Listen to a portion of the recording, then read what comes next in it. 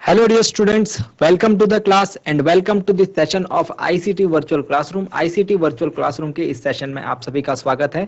मेरा नाम है Rajesh Chamola, teacher physics ICT virtual classroom Dehradun से। और इस सेशन में हम लोग बात करने वाले हैं क्लास 12th के फिजिक्स के ऊपर, यानी कक्षा 12 भौतिकी विज्ञान के सब्जेक्ट के ऊपर। अपने प्रीवियस क्लासेस में हम लोग जिन टॉपिक्स को कवर अप कर चुके हैं, आज की क्लास में हम लोग एक बहुत ही इंटरेस्टिंग टॉपिक के ऊपर बात करने हैं, बिल्कुल नए टॉपिक के ऊपर बात करने वाले हैं, जो कि है वैद्युत चालन, इलेक्ट्रिक कंडक्टिविटी। आज हमको आज हमको बात करने हैं इलेक्ट्रिसिटी के बारे में, बेसिकली विद्युत के बारे में। और जो प्रीवियस क्लास में आपने चीजें सीखी हैं विद्युत धारा के बारे में, उनको ही हम करेंगे अप्लाई और स्टार्ट करेंगे वहीं से। तो बेसिक बातें आज की क्लास में होने वाली है, ठीक है। तो नोट डाउन करेंगे, सीखेंगे, समझेंगे चीजों को, और धीरे धीरे आगे बढ़ते बढ़ते हम लोग एडवांस लेवल की बातें करने लगेंगे। सो आई होप आप सबके सब फिट फाइन हेल्दी होंगे, बिल्कुल रेडी होंगे क्लास के लिए। चलिए चलते हैं स्मार्ट बोर्ड की स्क्रीन पर और समझते हैं आज की क्लास से रिलेटेड इंपॉर्टेंट बातों को। सो चलिए पॉइंट टॉपिक की हेडिंग डालिए।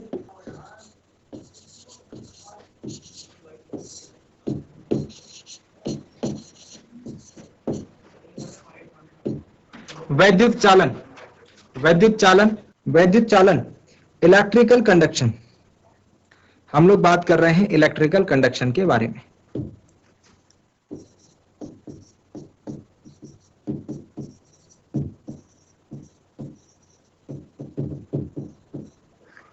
तो आज की क्लास बहुत ही बेसिक होने वाली है। मोस्ट ऑफ द चीजें आपको सिर्फ रिवाइज करने के पॉइंट ऑफ व्यू से बताई जाएंगी। वैद्युत चालन में हम जो चीजें पढ़ने वाले हैं, बेसिकली हम वैद्युत धारा के बारे में, वैद्युत धारा से स्टार्ट करते हैं।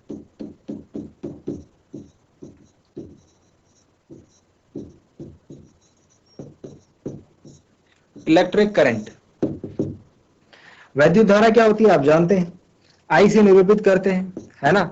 आई is equal to Q upon T, ये सारी चीजें तो हम जानते होंगे। एम्पियर इसका मात्रक है ना। लेकिन बट अगर हम कॉन्सेप्ट के ऊपर बात करें कि क्या कॉन्सेप्ट है वैद्युत धारा का, तो उसको समझने के ऊपर आज अपनी बात करते हैं। देखिए, जिस प्रकार एक नदी होती है ना, एक नदी में जो धारा बहती है, एक नदी में धारा बहती है, जल की धारा, ठीक उसी प्रकार हमारे जो परिपथ होते हैं, जो कंडक्टर, जो चालक होते हैं, उनके अंदर विद्युत धारा प्रवाहित होती है, ठीक है। तो हमारे पास नदी में अगर धारा बहती है तो उसके लिए हमको क्या चाहिए होता है, जल चाहिए होता है। तो जो जल बहता है हम कहते हैं कि नदी की धारा है। यहां पर हमारे पास आवेश चाहिए, और आवेश में भी हम लोग प्रिसाइजली इलेक्ट्रॉन की बात करते हैं। आवेश में भी हम लोग किसकी बात करते हैं, इलेक्ट्रॉन की बात करते हैं, ठीक है। तो जब किसी चालक में आवेश बहता है तो उसको हम विद्युत धारा कहते हैं। आपने डेफिनेशन पढ़ी होगी, आवेशों के प्रवाह को विद्युत धारा कहा जाता है।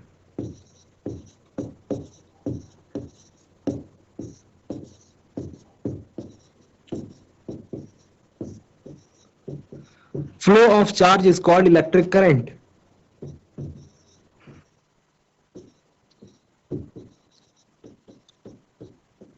धारा कहते हैं,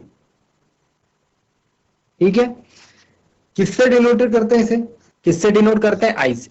अब ध्यान दीजिए कि अगर अपना डिस्कशन जो है पैरेलली चलाएंगे, ये नदी की धारा है, इधर हमारी विद्युत धारा है किसी परिपथ में बहने वाली। नदी की धारा आप जानते हैं, नदी जो है वो ऊंचाई वाले एरिया से नीचे वाले एरिया की तरफ फ्लो होती है ना। ढलान में बहती है नदी, ये जानते हैं ना आप। तो ऊंचाई में अंतर होना चाहिए नदी के धारा के प्रवाह के लिए।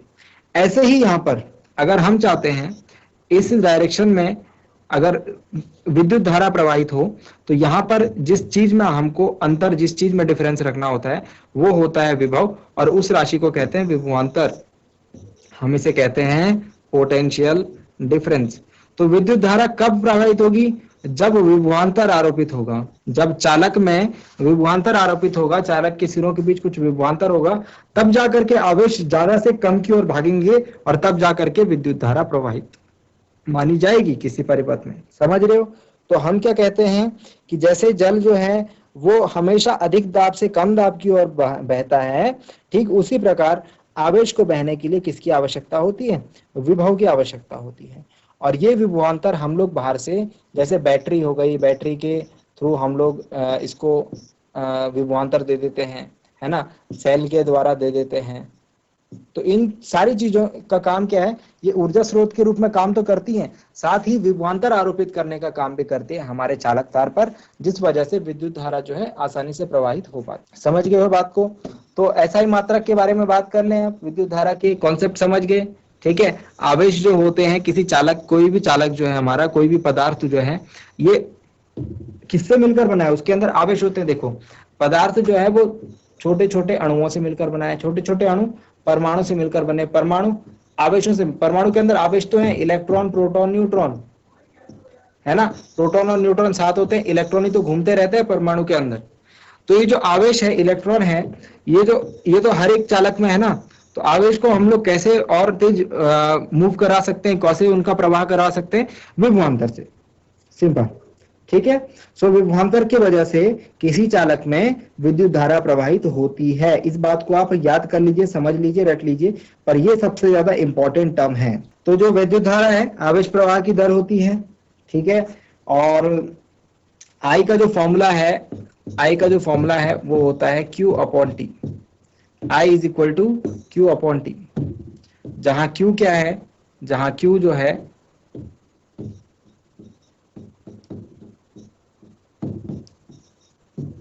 वो आवेश की मात्रा है,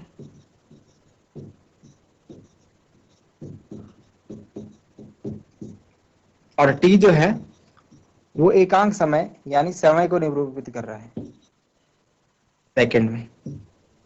ठीक है, मात्रक के ऊपर बात कर लेते हैं, यूनिट। मात्रक होता है विद्युत धारा का, देखो आवेश का मात्रक होता है कूलाम, और बटे समय का मात्रक होता है सेकंड। ये तो फॉर्मूला है, आवेश बटे समय। तो जो विद्युत धारा का मात्रक हो गया वो हो गया कूलाम प्रति, कूलाम प्रति सेकंड। इसको हम लोग कैसे भी लिखते हैं, इसको हम लोग ऐसे भी लिखते हैं, कूलाम सेकंड इनवर्स। इसको हम लोग कैसे लिखते हैं, इसको हम लोग ऐसे भी लिखते हैं कूलाम सेकंड इनवर्स, या हम इसको ऐसे भी लिखते हैं कूलाम प्रति सेकंड। या फिर इसका एक नया मात्रक हमने बना दिया जिसको हम ए से निरूपित करते हैं, और इसे हम कहते हैं एम्पियर। तो ये सारे के सारे जो हैं, ये सारे के सारे किसके मात्रक हैं, ये सारे के सारे विद्युत धारा के मात्रक है। किसी भी रूप में लिखा रहेगा, आप लोग कंफ्यूज नहीं होंगे, छोटी छोटी चीजों के पीछे कंफ्यूजन होते हैं कि ये क्या लिखा हुआ है। बात वही है, उसको हम अलग अलग तरीके से लिख सकते हैं, अलग अलग तरीके से निरूपित कर सकते हैं। ठीक है ना, तो इतनी बातें समझ में आ गई विद्युत धारा के बारे में। अब हमारे पास नेक्स्ट कॉन्सेप्ट आता है कि विद्युत धारा का मात्रक क्या है, एम्पियर। तो एक एम्पियर किसको कहेंगे, कैसे पता लगाऊंगा कि अब तक 1 एम्पियर विद्युत धारा हमारे चालक में प्रवाहित हो चुकी है। तो उस 1 एम्पियर की गणना कैसे की जाती है, नेक्स्ट पार्ट में हम इसको समझेंगे। सो 1 एम्पियर को हम अब क्या करने वाले हैं, परिभाषित करने वाले हैं। 1 एम्पियर, 1 एम्पियर, 1 एम्पियर। 1 एम्पियर की परिभाषा के लिए हमको सिंपल काम करना है। हमको क्या करना है, I बराबर होता है Q अपॉन टी। यदि मैं देखूं Q बराबर 1 कूलाम में आवेश लेता हूं, कितना कूलाम, 1 कूलाम आवेश ले रहा हूं, और समय T बराबर 1 सेकंड। ठीक है, तो I की वैल्यू क्या हो जाएगी, I की वैल्यू हो जाएगी I बराबर 1 कूलाम बटे 1 सेकंड। मतलब 1/1 कितना आएगा, 1 एम्पियर आएगा हमारा आंसर। तो 1 एम्पियर हमारा आंसर कब आया, 1 एम्पियर हमारा आंसर तब आया जब आवेश था 1 कूलाम, और आवेश था 1 कूलाम और उसको प्रवाहित होने में लगा 1 सेकंड। तो सिंपली हम लोग लिख सकते हैं, सिंपली हम लोग डेफिनेशन लिख सकते हैं 1 एम्पियर की, कि 1 कूलाम आवेश को 1 सेकंड में प्रवाहित होने पर जो धारा प्रवाहित होती है चालक में, उसको हम 1 एम्पियर कहते हैं। ठीक है, 1 एम्पियर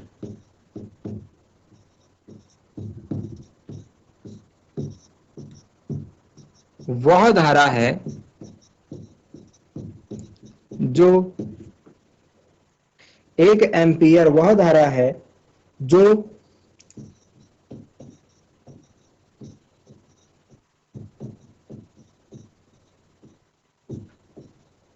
चालक के परिच्छेद में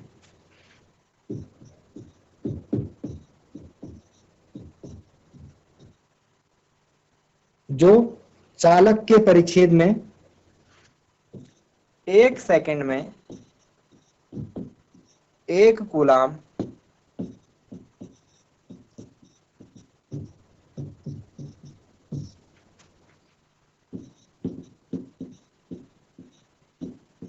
आवेश के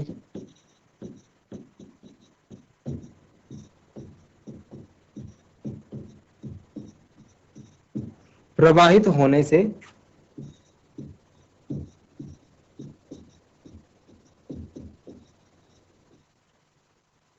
होती है, से उत्पन्न होती है, ये लिख दीजिए ज्यादा बेटर के लिए। तो 1 एम्पियर विद्युत धारा कैसे बनेगी? जब किसी चालक में 1 सेकंड में 1 कूलाम आवेश प्रवाहित होगा तो जो धारा उत्पन्न होगी वो 1 एम्पियर होगी। समझ में आई है बात? तो ये है 1 एम्पियर की डेफिनेशन। ठीक है, 1 एम्पियर की डेफिनेशन ये है। हम इसको और अच्छे तरीके से ये बोल सकते हैं कि 1 कूलाम जो आवेश होता है, 1 कूलाम आवेश जो है वो 1 कूलाम आवेश जो है वो किसके तुल्य होता है? वो तुल्य होता है 6.25 इंटू 10 की पावर 18 इलेक्ट्रॉन। इतने इलेक्ट्रॉनों के आवेशों के इतने इलेक्ट्रॉनों के बराबर 1 कूलाम आवेश होता है। समझ में आ गया? इतने इलेक्ट्रॉनों के बराबर 1 कूलाम आवेश हो गया। तो हम ये भी कह सकते हैं कि 1 एम्पियर धारा का क्या मतलब होगा कि अगर तार में 1 सेकंड में इतने इलेक्ट्रॉन गुजर जाएं तो मतलब वहां पर धारा कितनी हो जाएगी? 1 एम्पियर हो जाएगी। समझे आप? 1 सेकंड में अगर किसी तार के परिच्छेद से 6.25 इंटू 10 की पावर 18 इलेक्ट्रॉन्स गुजर जाएं, वहां से पास हो जाएं, तो हम कहेंगे कि इस चालक में जो धारा प्रवाहित हो रही है वो 1 एम्पियर की है। समझ में आया है? समझ में आ गया है? ठीक है, सो इसको हम 1 कूलाम भी बोलते हैं। 1 कूलाम आवेश को हम लोग इस प्रकार से डिनोट करते हैं। इतनी बात समझ में आ गई है? ठीक है, हम लोग बिल्कुल बेसिक रख रहे हैं आज की क्लास को। जो बातें हमने सीखी हैं उसमें ही हम ऐड ऑन कर रहे हैं, उसमें ही हम लोग कुछ नई नई चीजों को सीखने की कोशिश कर रहे हैं। इतनी बात आई होप सबको समझ में आ गई होगी।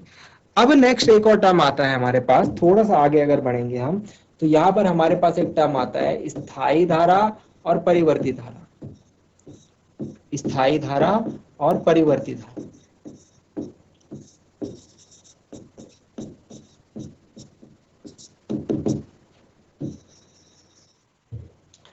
यदि डेफिनेशन से ही समझ में आ जाएगा, किसी चालक में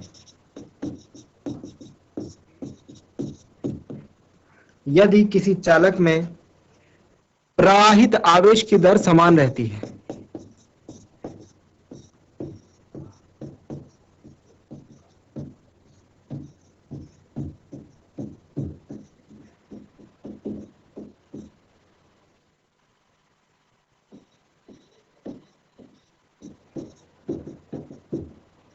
यदि किसी चालक में प्रवाहित आवेश की दर समान रहती है तो धारा को स्थायी धारा कहते हैं।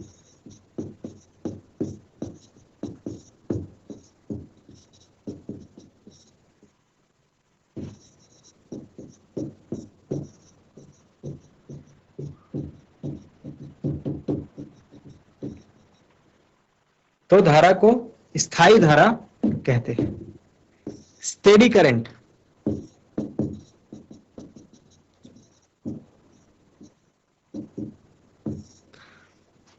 अगर आवेश प्रवाह की जो दर है 5 कूलाम है और ये कंटिन्यूअसली 5 कूलाम ही है, ऐसा ना हो कि पहले सेकंड में 5 कूलाम आवेश प्रवाहित हुआ, दूसरे सेकंड में 5 कूलाम आवेश प्रवाहित हुआ, तीसरे सेकंड में 6 कूलाम आवेश प्रवाहित हो गया। गलत गलत हो जाएगा ये, है ना?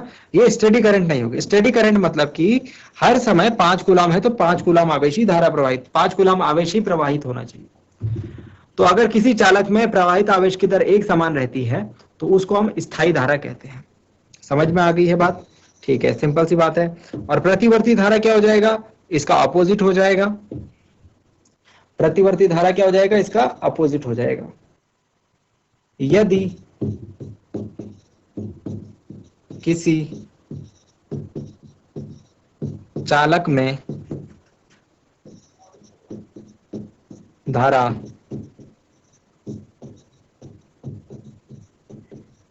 समय के साथ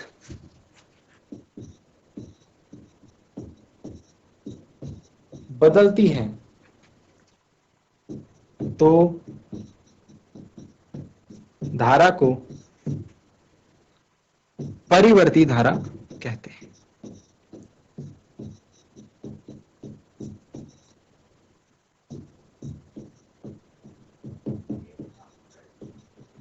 तो धारा को परिवर्ती धारा कहते हैं। ठीक है, सो ये चीज आपको ध्यान रखनी है। इस केस में हम लोग जो है जो विद्युत धारा को फाइंड आउट करते हैं आई, वो हम परिवर्तन से डिनोट करते हैं dq अपॉन dt से। ऊपर वाले केस में तो आई हमें पता है ना, वो तो सब चीज के लिए एक ही होने वाली है, हर पॉइंट के लिए सेम होने वाली है। यहाँ पर जो हम विद्युत धारा को डिफाइन करते हैं वो कैसे करते हैं कि बहुत छोटा सा आवेश जो है बहुत छोटे से समय में किस प्रकार प्रवाहित हो रहा है, तो उस हिसाब से हम विद्युत धारा को यहाँ पर कैलकुलेट कर लेते हैं। dq क्या है? सूक्ष्म आवेश, अत्यंत सूक्ष्म आवेश। तो एक छोटा सा आवेश एक छोटे से समय में, सूक्ष्म समय में,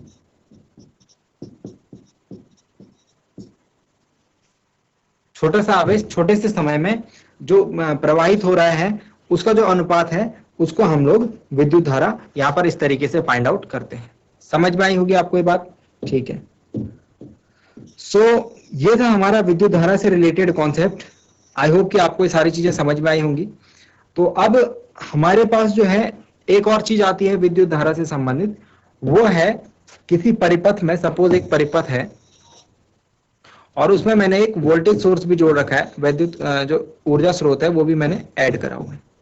अब मुझे कैसे पता चलेगा कि धारा ऐसे करके ऐसे करके ऐसे करके ऐसे बहेगी या फिर ऐसे करके ऐसे करके ऐसे करके ऐसे बहेगी, है ना?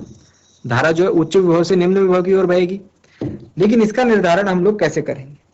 तो अगेन हमारे पास एक बहुत ही इंपॉर्टेंट कॉन्सेप्ट, काफी सारे बच्चे जो है इसमें कंफ्यूज रहते हैं, जो कि है विद्युत धारा की दिशा, डायरेक्शन ऑफ इलेक्ट्रिक करंट।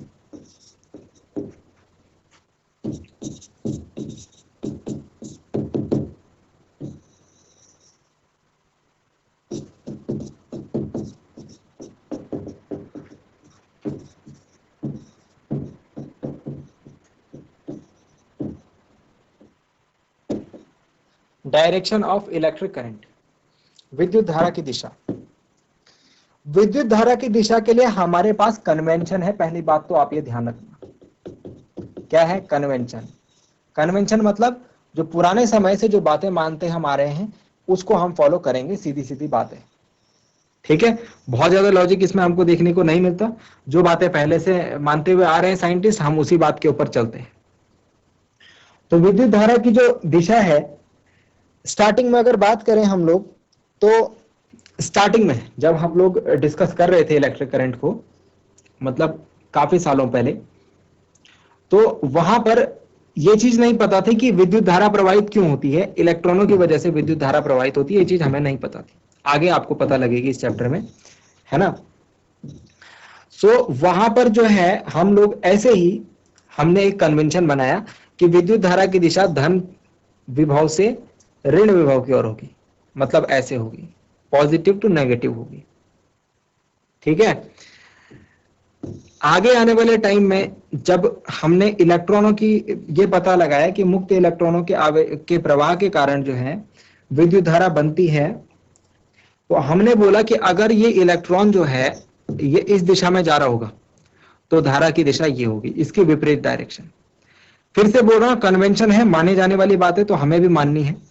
काफी सारी चीजें जो है कन्वेंशन से फॉलो हमको करनी होती हैं। ठीक है, तो चलिए लिख लेते हैं हम सीधा सीधा। विद्युत धारा की दिशा इंपॉर्टेंट पॉइंट है, बट इसको जो है ध्यान रखना, ऐसा ही हम करेंगे आगे। विद्युत धारा की दिशा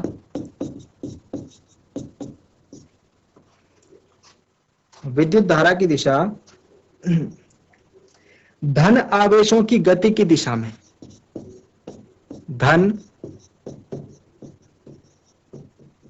आवेशों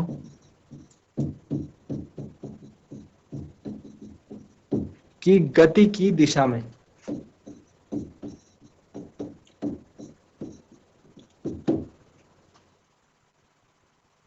तथा ऋण आवेशों की गति की विपरीत दिशा में।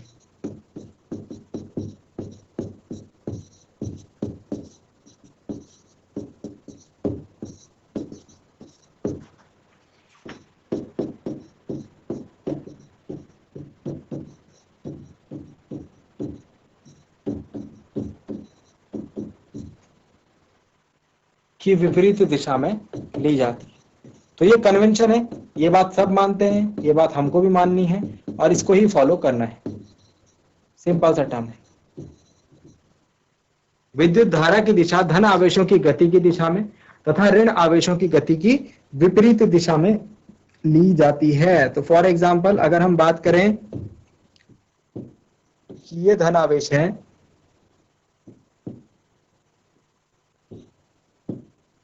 ये धन आवेश है, ये धन आवेश है और ये धन आवेश है, ठीक है। और ये धन आवेश जो है इस डायरेक्शन में भाग रहे हैं।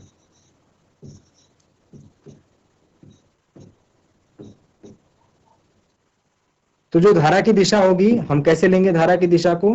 धारा की दिशा को हम लेंगे इलेक्ट्रिक करंट के डायरेक्शन, हम इसके डायरेक्शन में लेंगे। तो धारा भी इस दिशा में हमको जाती हुई दिखेगी। आई समझ में आया है? अब दूसरा कॉन्सेप्ट देखिए कि अगर हमारे पास आवेश है इलेक्ट्रॉन, ठीक है, और इलेक्ट्रॉन पे आप जानते हैं कैसा आवेश होता है? ऋण आवेश। और अगर इलेक्ट्रॉन इस डायरेक्शन में भाग रहे हैं, ऐसे इस डायरेक्शन में, तो जो हमारी विद्युत धारा होगी उसकी दिशा क्या होगी? हमने क्या लिखा है? इसके विपरीत। तो मतलब कि विद्युत धारा कैसी डायरेक्शन में भागेगी? विद्युत धारा की दिशा ये होगी। समझ पाए हैं इस बात को? थोड़ा जूम करके दिखा देता हूं। आई थिंक आपको अगर देखने में क्लियर ना दिख रहा हो तो ये देखिए, ये हमने यहाँ पर समझाने की कोशिश करी है कि धन आवेशों के प्रवाह की जो गति की दिशा होती है उसकी दिशा में ही हम विद्युत धारा की दिशा लेते हैं और ऋण आवेशों की दिशा की गति की दिशा के विपरीत लेते हैं। ये कन्वेंशन है, ये माना जाता है। तो जो माना जाता है वो हमने भी मानना है ना। चलिए नेक्स्ट पॉइंट, हम लोग एक बहुत ज्यादा इंपॉर्टेंट पॉइंट पर आ रहे हैं। जो आपने अब तक बात सोची उसको गलत प्रूफ करने के लिए। आपने अब तक क्या सोचा कि विद्युत धारा क्या है? इसके पास परिमाण है, इसके पास अपना मैग्नीट्यूड है और इसके पास दिशा भी है। इसको तो दिशा की आवश्यकता भी पड़ रही है। तो ये कैसी राशि होगी? ये होगी एक सदिश राशि। और यहां पर ये बात हो जाएगी गलत, क्योंकि विद्युत धारा एक अदिश राशि होती है। विद्युत धारा एक कैसी राशि होती है? अदिश राशि, यानी कि स्केलर क्वांटिटी होती है। तो लास्ट पॉइंट लिखेंगे कि विद्युत धारा कैसी राशि है? एक अदिश राशि है।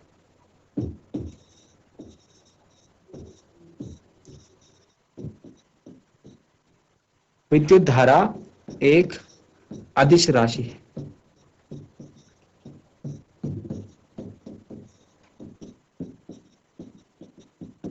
यानी कि कैसी क्वांटिटी है? एक स्केलर क्वांटिटी।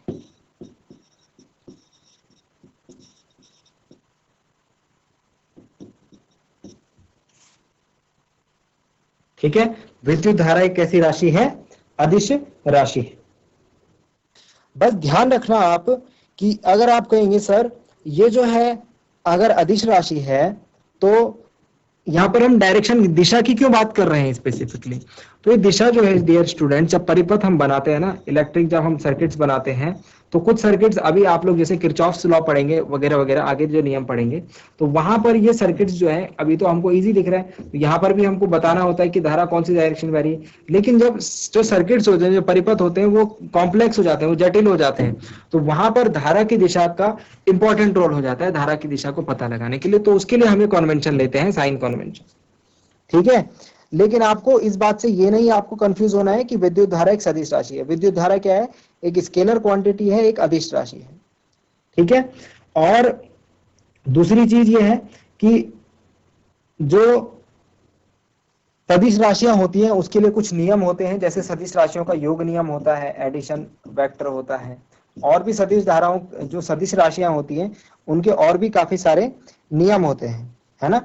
तो अगर विद्युत धारा सदिश राशि होता तो इस सदिशों के योग नियम को फॉलो कर रहा होता, लेकिन हम देखते हैं कि ये विद्युत धारा जो है ये सदिशों के योग नियम का पालन नहीं करता है। तो इसीलिए विद्युत धारा क्या है, एक अदिश राशि है। जो दिशा की हम यहाँ पर बात कर रहे हैं वो दिशा बस एक कन्वेंशन के लिए है, ताकि जब हमारे पास आगे क्वेश्चन आए, आगे हमारे पास जटिल क्वेश्चन आए, जटिल जो है परिपथ आए, वहां पर हमको चीजें समझने में आसानी होंगी विद्युत धारा के चिन्ह को रिलेटेड से। इसके अलावा हम जो है विद्युत धारा की जो दिशा लेते हैं, ये विद्युत धारा की दिशा